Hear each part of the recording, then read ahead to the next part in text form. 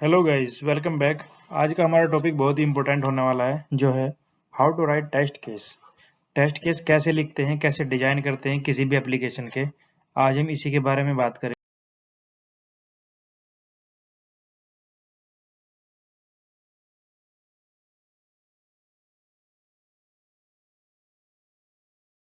और लाइव हम डेमो भी देखेंगे, कौन कौन से टेस्ट केस हमारे हो सकते हैं पॉसिबल, और किस तरीके से परफॉर्म करते हैं, किस तरीके से एग्जीक्यूट करते हैं, किस तरीके से हम राइट करते हैं। तो बेसिकली टेस्ट केस में क्या क्या है, अगर आप एक्सेल में राइट करते हो तो उसमें क्या क्या टेम्पलेट में कौन कौन से कॉलम्स होने चाहिए, कौन कौन सी हेडिंग्स होनी चाहिए। सबसे पहले मैं कॉमन कुछ टेक्स्ट हम करते हैं, जैसे टेस्ट केस आईडी होती है, जिसको हम TCO01 TCO02 से डिफाइन करते हैं। टेस्ट केस का टाइटल क्या होना चाहिए, डिस्क्रिप्शन में क्या लिखते हैं, प्री कंडीशन कैसी होती है, प्री कंडीशन में क्या क्या चीज़ें लिखते हैं हम, प्रियोरिटी में क्या चीज़ें आती हैं, P0 P1 P2 P3 क्या होता है, रिक्वायरमेंट, स्टेप, एक्शन कैसे होते हैं, स्टेप्स कौन कौन से स्टेप हम लिखते हैं, उसमें ज़रूरी स्टेप होते हैं या फिर सभी स्टेप हम लिखते हैं, एक्सपेक्टेड रिजल्ट क्या होता है, एक्चुअल रिजल्ट क्या होता है, टेस्ट डाटा क्या होता है, टेस्टेड बाय किस इंजीनियर ने ये टेस्ट किया है, और टेस्ट डेट कौन सी डेट को टेस्ट हुआ है, और रिमार्क में। ठीक है, तो हम ये सब हम देखेंगे किस तरीके से ये टेम्पलेट में हमको अरेंज कर। तो जैसे मैंने ये एक एप्लीकेशन का मॉड्यूल तैयार किया है कि कोई लॉगिन पेज है, जैसे यहाँ पे मेल फीमेल सेलेक्ट करना होता है, यहाँ पे नाम आप एंटर करोगे, डेट ऑफ बर्थ आप एंटर करोगे, और मोबाइल नंबर एंटर करोगे, और ईमेल आईडी। ठीक है, और यहाँ पे फिर क्लिक करोगे तो लॉगिन आप हो जाओगे। अब इसमें जो मैंने यहाँ पे, इसलिए यहाँ पे एग्जाम्पल में दे के समझाएगी, यहाँ पे आप नंबर डालना है या नाम डालना है या क्या क्या चीज़ें नहीं डालनी होती है, वो हम आगे बात करते हैं। चलो आपको लिए चलता हूँ मैं एक्सेल की शीट पे। तो अब आ गए हैं एक्चुअल हम जहाँ पे हमने टेस्ट केस लिखे हुए हैं। कुछ जैसे मैंने वीडियो में मैं पिछले वीडियो बताया था कि डाटा वैलिडेशन के बारे में, मतलब boundary value analysis test case कैसे डिज़ाइन करते हैं। तो यहाँ पे सब हम इम्प्लीमेंट करेंगे और चेक करेंगे कि किस तरीके से एग्जीक्यूशन होता है। टेस्ट केस रीड करेंगे और लिखेंगे भी। तो मैंने पहले से ही कुछ टेस्ट केस लिख के रखे हैं। किसके, ये एक लॉगिन पेज है, मोबाइल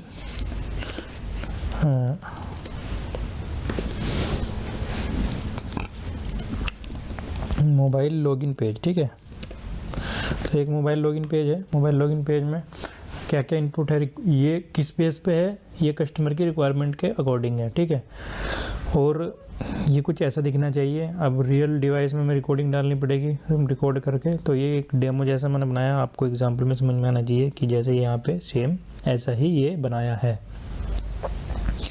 अब पहले चलते हैं लॉगिन पेज के बग पे।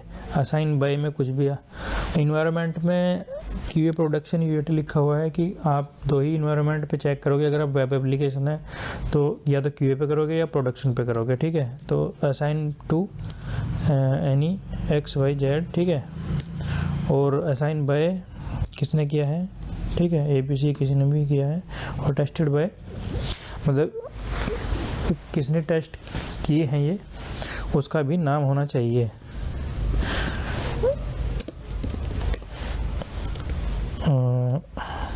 और दूसरी बात आती है डेट की, कि कौन सी डेट को ये टेस्ट किए गए हैं या टेस्ट रिटर्न किए गए हैं, केस रिटर्न की डेट, रिव्यू की डेट, डिफरेंट टाइप की आप डेट भी डाल सकते हो। तो जैसा पीछे मैंने बताया कि टेस्ट सबसे पहले टेम्पलेट में आता है टेस्ट सिनारियो। तो ये जो टेम्पलेट मैंने कुछ अपने तरीके से डिज़ाइन की है, और भी टेस्ट केस की आपकी टेम्पलेट मिल जाएगी। तो कोई भी आप ऐड कर सकते हो, आप कोई भी फील्ड रिमूव कर सकते हो। ऐसा नहीं है कि आपको सेम यही रखनी है। ठीक है, तो प्रेजेंट कर सकते हो आप रिव्यू करने के बाद। देखो, टेस्ट केस में हमेशा कंपनी को यही होता है कि कुछ नया अपडेट आए। तो सॉफ्टवेयर का काम ही है कि कुछ अपडेट लाते रहना, कुछ मॉडिफाई करते रहना। तो आपको भी अपने आप को अपडेट करना होगा, अपनी जो पुरानी वर्किंग की जो प्रोसेस है उसको भी अपडेट करते रहना होगा। तो कुछ पुराने तरीके की टेम्पलेट थी, मैंने उसको मॉडिफाई करके जो प्रेजेंट किया था अपने ऑफिस में, अपने जो टीम थी, तो उनको काफ़ी पसंद आई थी। तो इसमें मैंने टेस्ट सिनारियो पहले यहाँ पे लिख दिया था, फिर टेस्ट केस आईडी लिख दी थी, टेस्ट केस टाइटल लिखा, फिर expected result, actual result, sorry request लिखी, टेस्ट स्टेप्स लिखा, टेस्ट डाटा, एक्चुअल रिजल्ट, फिर टेस्ट जो टेस्ट रिजल्ट था, ठीक है। तो इसको मैं लिख देता हूँ टेस्ट रिजल्ट और फिर कमेंट्स। तो सबसे पहला टेस्ट केस क्या है, हमारा सिनारियो है हमारा रेडियो बटन। केस बनता है कि to verify the functionality of radio button pre code page. तो प्री कोड पेज की फंक्शनलिटी चेक करनी है। क्या चेक करना है, रेडियो बटन को चेक करना है। रेडियो बटन के अंदर क्या रिजल्ट हमारा होना चाहिए, कि हमारा रिजल्ट होना चाहिए कि दोनों बटन एक साथ सेलेक्ट नहीं होने चाहिए एक बार में, या तो कंट्रोल दबा के भी नहीं होने चाहिए, एक बार में सिर्फ एक ही बटन होना चाहिए। अब रिक्वेस्ट इसका मतलब है कि हमको ये वाली URL की ज़रूरत पड़ेगी। अगर आप बिल्ड को टेस्ट कर रहे हो एंड्रॉइड की, तो आपको उस बिल्ड की ज़रूरत पड़ेगी, APK की ज़रूरत पड़ेगी। नहीं तो आप वेब एप्लीकेशन पे काम करोगे तो आपको सिर्फ URL की ज़रूरत पड़ेगी। आपने यहाँ पे सर्च किया URL, ये पेज खुल के आ गया आपका। तो अब क्या कहता है, पहला स्टेप ओपन द URL, जो हमने कर ली है। दूसरा स्टेप कहता है click on the given radio button. चलो भैया दूसरे रेडियो बटन क्लिक करते हैं, ठीक है। एक बार में हो रहा है, 2 बार में, मतलब ये मोबाइल में आप बिहेव करोगे तो अगर मान लेते हैं कि अभी ये ब्लू है और ये वाइट है, मान लीजिए ब्लू वाला सिलेक्टेड है और फीमेल वाला अनसिलेक्टेड है, तो सही चल रहा है। हम मान लेते हैं ये अगर होता कुछ इस तरीके से, तो ये दोनों एक साथ सिलेक्ट हो जाते, जो कि गलत होता, जो इसमें बग होता, ठीक है। अब चलते हैं दूसरे केस की तरफ। अच्छा, आगे हमारे जो टेम्पलेट टेस्ट डाटा, इसमें कोई भी टेस्ट डाटा की हमें ज़रूरत नहीं पड़ी। एक्चुअल रिजल्ट हमारा क्या आया, एज पर एक्सपेक्टेड रिजल्ट हमारा पास हो गया, ठीक है। अब दूसरे पे चलते हैं, नेम फील्ड। नेम फील्ड कौन सा है, ये नेम फील्ड है, ठीक है। अच्छा, मैं यहाँ पे कुछ बता दूँ आपको, जैसे ये नेम फील्ड हो गया, ये रेडियो बटन हो गए, कुछ इसमें ड्रॉप डाउन भी होते हैं, ठीक है, कुछ चेक बॉक्स भी होते हैं। चेक बॉक्स कुछ इस तरीके के होते हैं, जैसे मैं अभी दिखा देता हूँ आपको, ठीक है। ये चेक बॉक्स आ गया आपका, और कुछ ड्रॉप डाउन भी होते हैं कि इस तरीके के, जैसे ये ड्रॉप डाउन होते हैं, ठीक है, यहाँ पे। और यहाँ पे आप चेक बॉक्स ऐसे होते हैं कि इसमें क्लिक का निशान आ जाता है राइट का, क्लिक करने पे। फिर अब दूसरा केस क्या होता है, दूसरा केस कहता है कि भैया नेम का वैलिडेशन चेक करना है। नेम में क्या होना चाहिए कि न्यूमेरिक और स्पेशल कैरेक्टर एंटर नहीं होने चाहिए। URL सेम रहेगी। क्या करना है, URL को ओपन करना है, एंटर द वैलिड और इनवैलिड इनपुट्स। वैलिड इनपुट कौन से हैं, A to Z। इनवैलिड कौन से हैं, 0 to 9 और A@ वगैरह, जो भी जितने भी स्पेशल कैरेक्टर है, ठीक है। चलते हैं, नेम में हमने चलो ABC किया, चलो ठीक है, हो रहा है। अगर इसके साथ साथ ये भी एंटर होता तो ये बिल्कुल एरर इसको देना चाहिए था, ठीक है। जैसे यहाँ पे ये एरर दे रहा है कि डेट ऑफ बर्थ में इसको इनवैलिड इनपुट कंटेन है। तो अच्छा, डेट ऑफ बर्थ हमारी जो हमने मानना है वो 17 से लेके 18 से लेके 65 को वैलिड इनपुट मानना है। इसके बाद की कोई भी डेट 18 से कम और 65 से ज़्यादा की कोई भी अगर डेट ऑफ बर्थ एंटर करता है तो इनवैलिड होनी चाहिए। तो इस तरीके से हमने केसेस को डिज़ाइन किया है, ठीक है। ये कहाँ से आया है, 18 से 65। 18 से 65 हमारी कस्टमर की रिक्वायरमेंट है, जो हमने मानी है कि कस्टमर को इतने बीच के एंड एज के कस्टमर्स चाहिए। इससे ना तो कम होना चाहिए, ना ही इससे ज़्यादा होना चाहिए। तो ये कहता है कि हमारे जो थर्ड पॉइंट है, DOB के फील्ड को आपको चेक करना है। DOB का फील्ड, और DOB के फील्ड में क्या क्या चेक करना है, एज आपकी 18 से 65 की होनी चाहिए। फरवरी की जो डेट होनी चाहिए वो आपकी 28 तक होनी चाहिए, ना कि 30-31 तक होनी चाहिए। और कई बार ऐसा होता है नॉन लीप ईयर की 29 आ जाता है घूम फिर के, वो भी आपको चेक करना है। और ये भी चेक करना है कि जो मंथ 31 का नहीं है उसको 31 की डेट को एक्सेप्ट नहीं करना चाहिए, ठीक है। तो कई बार होता है आपका कैलेंडर वाली डेट आ जाती है सिलेक्ट करने को किसी किसी एप्लीकेशन में, ठीक है। और कई बार आपको ये होता है कि कई बार आपको मैनुअली एंटर करनी पड़ती है। जैसे अभी ये कैलेंडर वाली आ गई खुल के, तो आप कैलेंडर वाली एंटर करोगे तो ये आपका हो जाएगा, ठीक है। अगर आप करते हो ये वाली डेट एंड मांगते हो कस्टमर से कि कस्टमर आपका इस तरीके से डेट एंटर करे, ठीक है, तो आपको चेक ये करना है कि 18 से जो भी जितनी भी करेक्ट डेट हो वो आपको केसेस चेक करने हैं। और आपके चेक हो जाता है, ये आपकी यूआरएल सेम रहेगी, स्टेप आपका बढ़ जाएगा, स्टेप में ये उठ जाएगी इतना, ये है चेक करो। Valid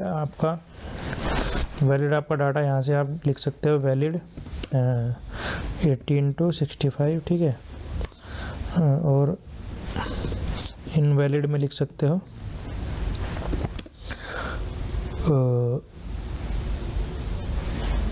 less than 18 and more than 65, ठीक है। तो ये आप लिख सकते हो। रिजल्ट आपका सेम ही रहेगा एज पर एक्सपेक्टेड।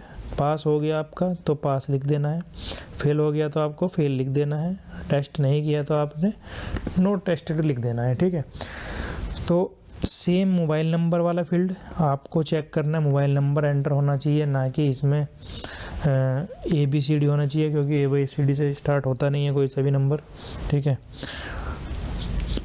और ये सिनारियो में थोड़ा सा मॉडिफाई कर देता हूँ, क्योंकि शायद मैंने 111 ही डाल दिया है सब में गलती से, ठीक है। और यहाँ पे मोबाइल नंबर का हो गया। ईमेल का वैलिडेशन क्या कहता है? ईमेल का वैलिडेशन कहता है कि बिना .com .in या फिर कोई भी ऐसी इनकरेक्ट ईमेल आईडी डाल के उसको प्रोसीड नहीं होना चाहिए, ठीक है।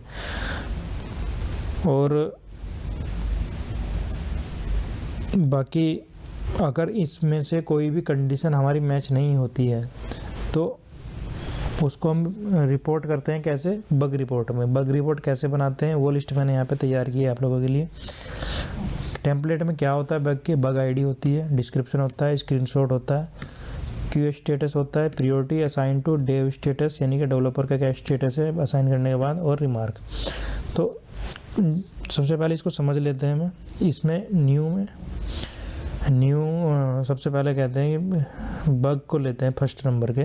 Customer is able to select both male and female radio button at the same time. Bug का डिस्क्रिप्शन आपका ऐसा होना चाहिए कि जो आपको कंडीशन मिल रही है एक्चुअल वो आप पहले लिखोगे, और कस्टमर ने क्या रिक्वायरमेंट दी थी वो आप बाद में लिखोगे। जैसे मैंने यहाँ पे मेंशन किया है customer is able to select both male and female radio button, ठीक है, कि ये आपकी एक्चुअल कंडीशन है कि भैया दोनों एक साथ हो रहे हैं, जो कि नहीं होना चाहिए। बाद में आप लिखोगे जो आपका क्लाइंट था उसकी रिक्वायरमेंट ये थी कि दोनों बटन एक साथ नहीं चलना चाहिए। या दूसरे भाग में लिखा है कि customer is able to enter numeric and special character, यानी कि इसमें भैया कस्टमर जो है ये भी एंटर कर पा रहा है, ये भी एंटर कर पा रहा है और ये भी एंटर कर पा रहा है। जो हमारा क्लाइंट था उसने रिक्वायरमेंट दी थी कि ऐसा नहीं होना चाहिए, तो हमने बग में डाल दिया कि ये ऐसा हो रहा है, ठीक है। तो ओनली अल्फ़ाबेट आर अलाउड, तो बाद में ये वाली कंडीशन लिख दी। अब सबसे पहले जब हम पूरी टेस्टिंग करते हैं तो हम न्यू में डालते रहते हैं, ठीक है। न्यू में डालने के बाद हम ओपन स्टेट में सबको ओपन में डाल देते हैं कि भैया सब ओपन वाले हैं बग, आप चेक कर लो। ओपन के बाद डेव देखता है कि हाँ ये मैंने फिक्स कर दिया, दूसरे वाला डुप्लीकेट कर दिया, तीसरे वाला रिजेक्टेड कर दिया और डिफर्ड कर दिया, और ये नोट बग कर दिया, ठीक है। अब बात आती है मैंने ऐसा क्यों किया, सिर्फ ऐप को एक्सप्लेन करने के लिए कि क्या क्या जो है स्टेटस होता है ये बग का। तो ये एक लाइफ साइकिल है बग की, जिसको मैंने ब्रेक करके दो अलग अलग पार्ट में डिवाइड कर दिया, एक एज ए डेव स्टेटस में और क्यूए वाले स्टेटस में। कहीं भी आप लाइफ साइकिल देखोगे तो आपको अलग तरीके से मिलेगी। तो बग आया, ओपन आया, फिक्स कर दिया, बात ख़त्म हो गई। बग आया,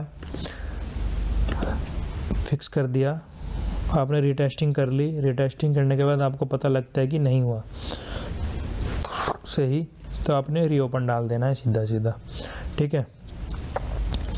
अब रीओपन डालने के बाद फिर से फिक्स हुआ, फिर आप कहोगे कि ठीक है भैया वेरीफाई कर लिया, वेरीफाई कर लिया है, बंद हो गया, क्लोज हो गया, स्टेटस सही है।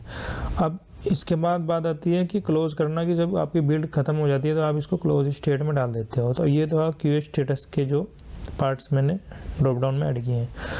अब डेव स्टेटस में अलग अलग क्या है ऐसा, फिक्स वाला तो आप समझ ही गए होंगे कि फिक्स कर दिया है। डुप्लीकेट, अगर मान लेते हैं 2 बग एक जैसे हो गए हैं, ये वाला बग और ये वाला बग एक जैसा हो गया है, ठीक है, तो वो डुप्लीकेट मार्क कर सकता है कि भैया 2 बग हैं आपके एक जैसे, तो ये डुप्लीकेट है इसका, ठीक है। तो इसको अभी के लिए ऐसे कर देते हैं। तो डुप्लीकेट वाला आपकी समझ में आ गया। रिजेक्टेड वाला हो गया कि हो सकता है कि वो बग आपने इनवैलिड हो, मतलब बग ही ना हो, आपने रिक्वायरमेंट को समझा नहीं और आपने रिपोर्ट कर दिया है, तो वो एज ए इनकरेक्ट और इनवैलिड बग हो सकता है। तीसरे नंबर पे आता है हमारा डेफर्ड। डेफर्ड किस केस में आता है? डेफर्ड आता है कि उस बग को फिक्स करने का जो टाइम है ज़्यादा लग रहा है और उसका इतना टाइम नहीं है, वो बिल्ड जानी है और इतना इम्पोर्टेंट भी नहीं है।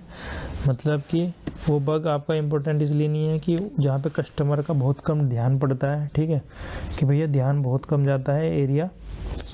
ऐसा नहीं है कि कस्टमर को उस पर जाना ही जाना है या ज़्यादा फंक्शनल रिक्वायरमेंट नहीं है और वो बग आ गया है तो और इमीडिएट ही आपको बिल्ड ले जानी पड़ेगी या इमीडिएट ही आपको मार्केट में उसको उतारना है, तो आप उसको डेफर्ड मार्क कर सकते हो कि कभी फुर्सत बाद में टाइम मिलेगा उसके लिए तो उसको फिक्स कर देंगे। अब डेफर्ड के बाद नोट ए बग आता है। नोट ए बग है कि ये बग नहीं है, ये फंक्शनलिटी है कि ऐसा ही क्लाइंट ने रिक्वायरमेंट में दिया था, आपको नहीं समझ में आया, आप क्लियर कर सकते हो बैठ के। तो ये था एक, इसमें मैंने आपको 2 चीज़ें एक के साथ टेस्ट केस लिखने के साथ साथ बग रिपोर्ट करना भी बता दिया है। यहाँ पे हो सकता है आप स्क्रीनशॉट डालो ना डालो, वो आपकी मर्ज़ी है। अगर स्क्रीनशॉट डालना इसलिए ज़रूरी है कि कई बार जो है डेवलपर की जो टीम होती है उसको नहीं समझ में आता कि ये बग को कहाँ पे है, कौन से एरिया में जाके मिलेगा। स्टेप भी आप डाल सकते हो कि कौन कौन से स्टेप्स होते हैं रिप्रोड्यूस करने के लिए। हालांकि मुझे अभी तक ये बताने की ज़रूरत पड़ी नहीं है कि कौन कौन से स्टेप से आप जाओ, लेकिन एक जो प्रोसेस होता है वो आप कर सकते हो फॉलो। मॉड्यूल मैंने आपको बना के दिखा दिया कि किस तरीके से काम करता है। लॉगिन पेज के केसेस हैं, ये सब रियल टेस्ट केसेस हैं। आप कहीं भी अपनी भी एप्लीकेशन में आप इसको लिख सकते हो, इंटरव्यू में भी बता सकते हो। इंटरव्यू में नेगेटिव पॉजिटिव दोनों टेस्ट केसेस में कवर हो गए हैं। बग लिस्ट भी मैंने आपको एक्सप्लेन कर दी है। आप अपनी तरफ से भी इसको और ऐड कर सकते हो, डिलीट कर सकते हो, रिमूव कर सकते हो, कुछ भी आपको लगे।